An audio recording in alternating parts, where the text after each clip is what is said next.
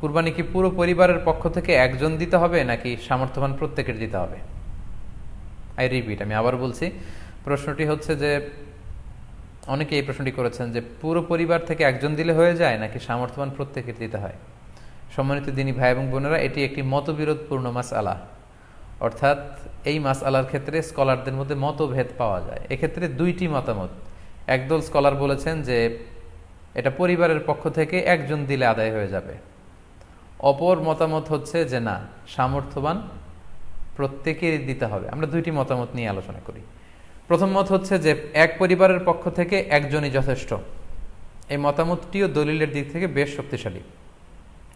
সেক্ষেত্রে আমরা মেহনাফ ইবনে সুলাইম রাদিয়াল্লাহু তাআলা আনহুর বর্ণিত একটি হাদিস সুনানে আবু দাউদে এসেছে। হাদিসটি হাসান পর্যায়ের হাদিস। তিনি বলছেন, ও নাহনু উকুফুন মা রাসূলিল্লাহ আরাফাতিন, আমরা রাসূল সাল্লাল্লাহু আলাইহি ওয়াসাল্লামের সাথে 9 জিলহজ আরাফার ময়দানে ছিলাম।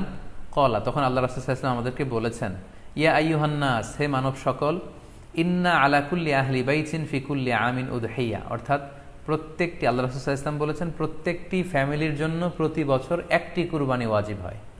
আমি আবার বলছি, প্রত্যেক ফ্যামিলির জন্য প্রতি বছর কুরবানি দিতে হয় কয়টি? একটি। তাহলে কুরবানি পরিবারের পক্ষ থেকে একটি দিলেই আদায় হয়ে যাবে। সুনানি তিরমিজির আরো একটি হাদিস আমরা এখানে উল্লেখ করতে পারি। এই হাদিসটিও সহিহ। সাইয়েদনা আতা ইবনে ইয়াসার রাদিয়াল্লাহু তাআলা আনহু, উনি আবু আইয়ুব আল আনসারী রাদিয়াল্লাহু তাআলা আনহুকে জিজ্ঞেস করেছিলেন যে কাইফা কানাতিল উদহিয়া ফি আহদি রাসূলিল্লাহ, হে আল্লাহর নবীর সাহাবী, আল্লাহ রাসূল সাল্লাল্লাহু আলাইহি ওয়াসাল্লামের জামানাতে কুরবানি কেমন হতো, কিভাবে তারা কুরবানি দিতেন? তো আবু আইয়ুব আল আনসারী রাদিয়াল্লাহু তাআলা আনহু বলেছেন, কানা রাজুলু ইউদাহি বিশাতি আনহু ওয়া আন আহলিহি, আল্লাহ রাসূল সাল্লাল্লাহু আলাইহি ওয়াসাল্লামের সময়কালে লোকজন একটি ছাগল কুরবানি দিত তার পক্ষ থেকে এবং তার ফ্যামিলির পক্ষ থেকে। আনহু ওয়া আন আহলিহি, তার নিজের পক্ষ থেকে এবং ফ্যামিলির পক্ষ থেকে। অর্থাৎ এই হাদিসগুলোর আলোকে বোঝা যায় যে পুরো পরিবারের পক্ষ থেকে একজন কুরবানি দিয়ে দিলেই আদায় হয়ে যাবে। স্বামীও চাকরি করেন, স্ত্রীও চাকরি করেন, স্বামীরও টাকা আছে, স্ত্রীর টাকা আছে, দুইজনের আলাদা করে দিতে হবে না। স্বামী যদি একটা ছাগল কুরবানি দিয়ে দেয় তাহলে স্ত্রীর পক্ষ থেকে, পুরো ফ্যামিলির পক্ষ থেকে কুরবানি আদায় হয়ে যাবে। এই হাদিসগুলোর আলোকে বোঝা গেল। দ্বিতীয় আরেকটি মত আছে, সেই মতটি হচ্ছে প্রত্যেক সামর্থ্যবানের উপর ওয়াজিব। এটি ইমাম আবু হানিফার মত এবং আমাদের বাংলাদেশে এটিরই প্রচলন হয়ে এসেছে। আমরা এই মতামতটিকেই বেশি আমরা শুনে থাকি সব জায়গায়, যে যারাই সামর্থ্যবান প্রত্যেকের আলাদাভাবে দিতে হয়। স্বামী সামর্থ্যবান হলে স্বামীর দিতে হবে, স্ত্রী সামর্থ্যবান হলে স্ত্রীকে দিতে হবে, ছেলেরা হলে ছেলের দিতে হবে। এটা প্রত্যেকের আলাদাভাবে ইন্ডিভিজুয়ালি দিতে হয়। এবং সেক্ষেত্রে ওনারা দলিল দিচ্ছেন সুনান ইবনু মাজার একটি হাদিস, হাদিসটি সহিহ, যেখানে আল্লাহ রাসূল সাল্লাল্লাহু আলাইহি ওয়াসাল্লাম বলেছেন, মান কানা লাহু সাআহ, যার সামর্থ্য আছে কিন্তু ওয়ালাম ইউদাহি, সামর্থ্য থাকার পরেও সে কুরবানি দেয় না, ফালা ইয়াকরাবান্না মুসাল্লানা, সেজন্য ঈদুল আজহার দিন আমার ঈদগাহে না আসে নামাজ পড়তে। আল্লাহ রাসূল সাল্লাল্লাহু আলাইহি ওয়াসাল্লাম হুঁশিয়ারি বাণী ঘোষণা করেছেন, ধমক দিয়েছেন যে সামর্থ্য থাকার পরেও যে কুরবানি দেয় না সেজন্য আমার ঈদগাহে না আসে।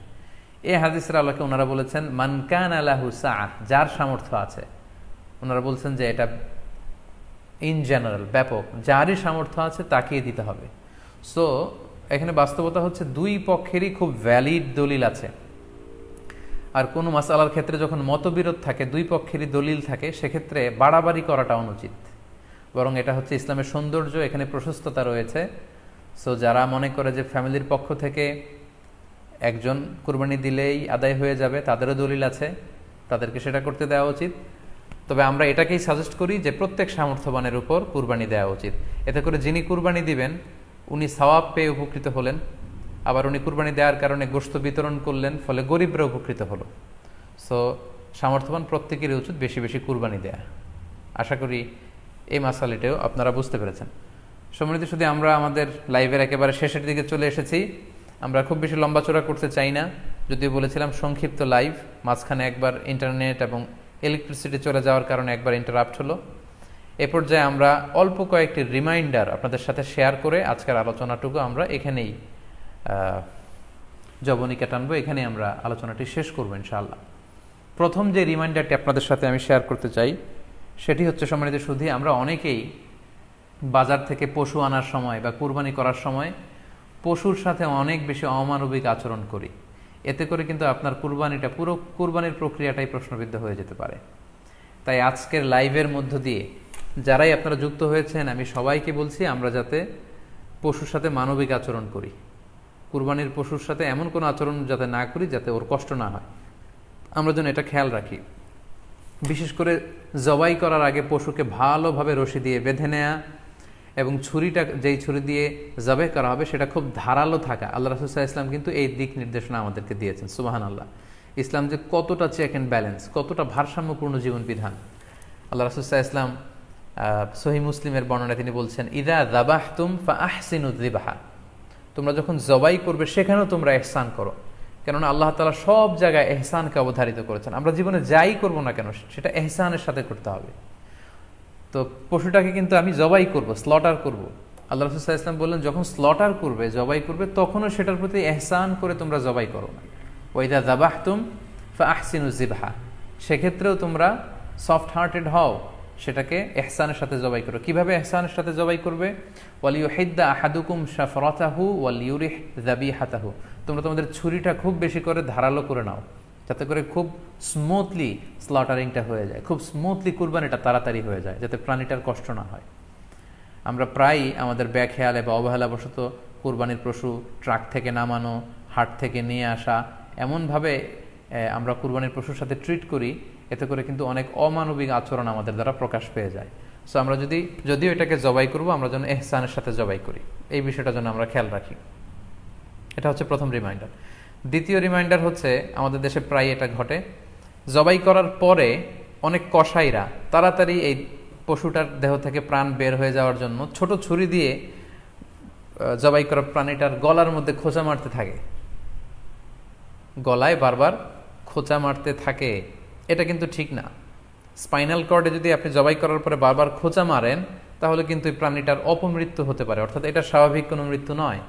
স্বাভাবিক মৃত্যু হচ্ছে জবাই করে দেয়া, এবং ইসলাম এটাকে আমাদের জন্য বৈধ করেছেন। আমরা জানি যে পাশ্চাত্যে গরুর মাথায় বুলেট মারা হয়, অথবা ইলেকট্রিক্যাল শক দিয়ে ওটাকে হত্যা করা হয়, অথবা ভারী কোনো লোহার হাতুড়ি দিয়ে গরুর মাথায় আঘাত করে সেটাকে মারা হয়, কিন্তু ইসলাম এগুলোকে নিষেধ করেছে। ইসলামের বিধান হচ্ছে স্লটারিং করা, আপনি জবাই করে দিবেন। সেক্ষেত্রে আমার মনে হয় 10 থেকে 15 মিনিট যদি আমরা একটু ওয়েট করি, গরুর দেহ থেকে সবগুলো রক্ত কিন্তু বের হয়ে যাবে, ফলে এটার গোশতটা উপাদেয় হবে আমাদের জন্য। কিন্তু আমরা যদি তাড়াহুড়ো করে, বিশেষ করে অনেক কসাই ভাইরা রুহটা যাতে তাড়াতাড়ি বের হয়ে যায়, প্রাণটা যাতে তাড়াতাড়ি বের হয়ে যায়, জবাইয়ের পরে আবার ছোট ছুরি দিয়ে স্পাইনাল কর্ডে খোঁচা মারতে থাকে, এটা কিন্তু ঠিক না। এতে করে যেটা হয়, এটা স্বাভাবিক মৃত্যু হয় না, বরং অপমৃত্যু হয়ে থাকে। আমরা যখন কুরবানি করি তখন প্রাণীটার শ্বাসনালী এবং কণ্ঠনালী কেটে যায়, এবং তারপরে রক্তনালী, যেটাকে ইংরেজিতে বলে জুগুলার ভেইন, এই জুগুলার ভেইনটা যখন কেটে যায় তখন কিন্তু প্রাণীটা আর ব্যথা পায় না। গবেষণায় দেখা গিয়েছে যে যদিও আমরা দেখি যে প্রাণীটা খুব ছটফট করে, লাফালাফি করে, কিন্তু আসলে সে ব্যথা পায় না।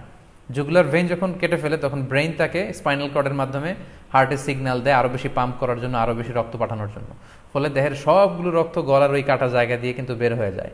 কিন্তু ওই মুহূর্তে আপনি যখন ছোট ছুরি নিয়ে এটার স্পাইনাল কর্ডে খোঁচাখুচি করতে শুরু করেন, তখন কিন্তু এটার অপমৃত্যু ঘটে, এটার স্ট্রোক হতে পারে, এটা হার্ট অ্যাটাক করে মারা যেতে পারে। তাহলে সেটা কিন্তু স্বাভাবিকভাবে জবাইয়ের মধ্য দিয়ে মৃত্যুবরণ করলো না, বরং হার্ট অ্যাটাক করে বা স্ট্রোক করে সেটা মারা গেল।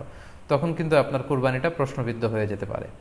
তো এই জন্য আমি সকলের কাছে অনুরোধ করব, আপনারা তাড়াহুড়ো না করে 10 থেকে 15 মিনিট একটু ওয়েট করেন জবাইয়ের পরে, এটাকে স্বাভাবিকভাবে, ন্যাচুরালি, প্রাকৃতিকভাবে এটা রুহটা বের হতে দিন, তা না হলে আমাদের কুরবানি কিন্তু প্রশ্নবিদ্ধ হয়ে যেতে পারে।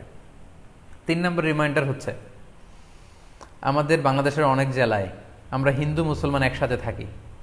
আমার কাছে নিউজ এসেছে যে অনেক জায়গায় অনেকে হিন্দুদের মন্দিরের সামনে কুরবানির গরু জবাই করে। এটা ঠিক না, কারণ আমরা জানি যে ওরা এই গরুর পূজা করে থাকে। সো আমরা এমন কিছু করব না যেটা ওদেরকে খুব বেশি কষ্ট দিবে।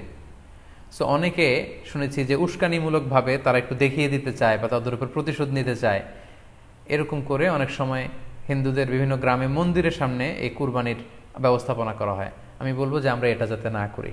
আমরা হিন্দুদের যে উপাসনালয় আছে, আমাদের হিন্দু ভাইদের উপাসনালয়গুলোকে স্কিপ করে এমন জায়গায় কুরবানি করব যাতে করে তাদের এই দৃশ্য দেখা না লাগে, এবং তাদের এবাদতগাহের সামনেও যাতে আমাদের এরকম পরিস্থিতি তৈরি করতে না হয়। আমরা যাতে সাম্প্রদায়িক সম্প্রীতি আমাদের আবাদতের মধ্য দিয়ে বজায় রাখতে পারি, এবং কোনো ধরনের উস্কানিমূলক কর্মকাণ্ডে যেন আমরা কখনোই যুক্ত না হই। 4 নাম্বার এবং সবচাইতে গুরুত্বপূর্ণ পয়েন্ট হচ্ছে, জি খেয়াল করে শুনুন, আপনাকে বলছি 4 নাম্বার পয়েন্ট হচ্ছে যে জবাইয়ের স্থান এবং বর্জ্য কুরবানির পরে এটাকে নিজ দায়িত্বে পরিচ্ছন্ন করুন। আই রিপিট, আমি আবার বলছি, যেখানে আপনি কুরবানি করলেন সেটাকে এবং এই যে বর্জ্য ময়লা এটা নিজ দায়িত্বে আপনি ক্লিন করুন। সিটি কর্পোরেশনের ভাইয়েরা সরকারি তত্ত্বাবধানে সারা বাংলাদেশের এই সব বর্জ্য আসলে পরিষ্কার করা সম্ভব না। জরিপে এসেছে যে 50 লক্ষ গরু জবাই করা হয় প্রত্যেকটা কুরবানির ঈদে। তো সেক্ষেত্রে আমাদেরকে দায়িত্বশীল হতে হবে। কুল্লুকুম রাঈন ওয়া কুল্লুকুম মাসউলুন আন রাইয়াতিহি। আল্লাহ রাসূল সাল্লাল্লাহু আলাইহি ওয়াসাল্লাম বলেছেন, তোমরা প্রত্যেকে দায়িত্বশীল আর তোমাদের প্রত্যেকের দায়িত্বের ব্যাপারে কিয়ামতের ময়দানে আল্লাহ তাআলা কিন্তু তোমাদেরকে জিজ্ঞেস করবে। তাই আমরা যেন নিজ দায়িত্বে এই কুরবানির করার স্থান এবং বর্জ্য যেন পরিষ্কার করি। ব্লিচিং পাউডার দিয়ে বেশি করে পানি মেরে আমরা যেন পরিষ্কার পরিচ্ছন্ন রাখি, কারণ আত-তুহুরু শাতরুল ঈমান, পরিষ্কার পরিচ্ছন্নতা এটা হচ্ছে ঈমানের অঙ্গ। এই বিষয়টা জানে আমরা খুব গুরুত্বের সাথে নেই এবং নিজ নিজ কুরবানি আমরা যেখানে দিলাম সেই জায়গাটা যেন আমরা পরিষ্কার করি। বিশেষ করে বিভিন্ন সংস্থা যারা অনেক অনেক কুরবানি করবেন, ভলান্টিয়ারিলি বিভিন্ন কুরবানি করে কুরবানির গোশত বিতরণ করবেন, আপনারা এরকম ভলান্টিয়ারিলি ক্লিনলিনেস ক্যাম্পেইন করতে হবে, যাতে কোনো ধরনের রক্ত, ময়লা, বর্জ্য, আবর্জনা না থাকে। এই ব্যাপারটাকে যেন আমরা খেয়াল রাখি। সর্বশেষ হচ্ছে, অনেকে জিজ্ঞেস করেন যে ফ্রিজে রাখা যাবে কিনা। জি, কুরবানির গোশত ফ্রিজে রাখা যাবে। ইবনে আব্বাস রাদিয়াল্লাহু তাআলা আনহুর মত অনুযায়ী 3 ভাগ করা উত্তম, তবে এটা আবশ্যক নয়। আপনি 1 ভাগ নিজে খাবেন, 1 ভাগ আত্মীয় স্বজন প্রতিবেশীদের দিবেন, আরেক ভাগ গরিব দুঃখীদের মাঝে বন্টন করে দিবেন, এটা উত্তম, কিন্তু এটা আবশ্যক নয়। পুরো গোশত যদি আপনার লেগে যায় আপনি ভোগ করতে পারেন, আর যদি আপনার কাছে অতিরিক্ত গোশত থাকে এটা আপনি আত্মীয়দের দান করুন, গরিব আত্মীয়দের আপনি উপহার দিন, গরিব মিসকিনদের, সুবিধা বঞ্চিত মানুষদেরকে আপনি এগুলো দান করুন। কারণ সূরাতুল হাজ্জের 28 নম্বর আয়াতে আল্লাহ তাআলা বলেছেন, ফাকুলু মিনহা ওয়া আত'ইমুল বাঈসাল ফাকির, তোমরা কুরবানির এই গোশত নিজেরাও খাও এবং অভাবী লোকদেরকে দাও। এবং সহিহ বুখারীতে আল্লাহ রাসূল সাল্লাল্লাহু আলাইহি ওয়াসাল্লামের একটি বর্ণনা, আল্লাহ রাসূল সাল্লাল্লাহু আলাইহি ওয়াসাল্লাম বলেছেন, কুলু ওয়া আত'ইমু ওয়াদাখিরু, অর্থাৎ কুরবানির গোশত তোমরা খাও, ওয়া আত'ইমু মানে অন্যদের খাওয়াও, ওয়াদাখিরু এবং তোমরা এটাকে প্রিজার্ভ করে রাখো বা জমা করেও রাখতে পারো। অর্থাৎ আপনি চাইলে ফ্রিজে রাখতে পারবেন, আপনি পরবর্তীতে খেতে চাচ্ছেন আপনি রাখতে পারবেন ইনশাআল্লাহ। সো উত্তম হচ্ছে 3 ভাগ করে 1 ভাগ নিজে খাওয়া, 1 ভাগ আত্মীয় স্বজনদের প্রতিবেশীদের দেয়া এবং 1 ভাগ অভাবী, সুবিধা বঞ্চিত, গরিব মিসকিনদের মাঝে বন্টন করে দেয়া। এবং অবশ্যই অবশ্যই যাদের সামর্থ্য আছে আপনারা বেশি বেশি কুরবানি করুন এবং এই কুরবানির মধ্য দিয়ে আমরা অনেক অনেক প্রান্তিক জনগোষ্ঠী, সুবিধা বঞ্চিত মানুষ, তাদের কাছে আমাদের সহায়তাগুলো পৌঁছে দিতে পারবো। সম্মানিত সুধী, আপনাদের সবাইকে আবারও শুকরিয়া জানাই। দীর্ঘ সময় নিয়ে আপনারা আমাদের লাইভ প্রোগ্রামটিতে জয়েন করেছেন। এখনও দেখা যাচ্ছে প্রায় 22,700 দিনী ভাই বোন আমাদের লাইভটি শুনছেন। আপনাদের সবাইকে আবারও আন্তরিক শুভেচ্ছা এবং অভিনন্দন। আমরা কামনা করি যে আল্লাহ তাআলার কাছে আমরা ফরিয়াদ করি জিলহজ মাসের প্রথম 10 দিনের যে বারাকা, রাহমা, আমরা যেন নফল আবাদত করে করে বেশি বেশি তাকবীর, তাহলিল দিয়ে এই দিনগুলো যেন মুখরিত রাখতে পারি, বেশি বেশি নফল আবাদত করতে পারি, নফল রোজা রাখতে পারি। বিশেষ করে অবশ্যই আরাফার দিনের রোজা যাতে আমরা মিস না করি। এবং যদিও করোনা পরিস্থিতির মধ্যে দিয়ে আমরা সবাই আতঙ্কিত, তারপরেও গোটা মুসলিম উম্মার জন্য আমরা দোয়া করি যে এই ঈদুল আজহার উৎসব যাতে আমরা ভাব গাম্ভীর্যের সাথে আবাদতের মধ্য দিয়ে, আনন্দ উৎসবের মধ্য দিয়ে পালন করতে পারি। আপনাদের সবার জন্য আমি দোয়া করছি, আমি নিজেও আপনাদের সবার কাছে দোয়া চাই। আল্লাহ তাআলা আপনাদের সবাইকে ভালো রাখুক, সুস্থ রাখুক, ঈমানের সাথে রাখুক। আবারও হয়তো কোনো লাইভে দেখা হয়ে যাবে, আপনারা লাইভটি শেয়ার করবেন বলে আশা করছি। সুবহানাকাল্লাহুম্মা বিহামদিকা আশহাদু আল্লা ইলাহা ইল্লা আনতা আস্তাগফিরুকা ওয়া আতুবু ইলাইক। ওয়াসসালামু আলাইকুম ওয়া রাহমাতুল্লাহি ওয়া বারাকাতুহু।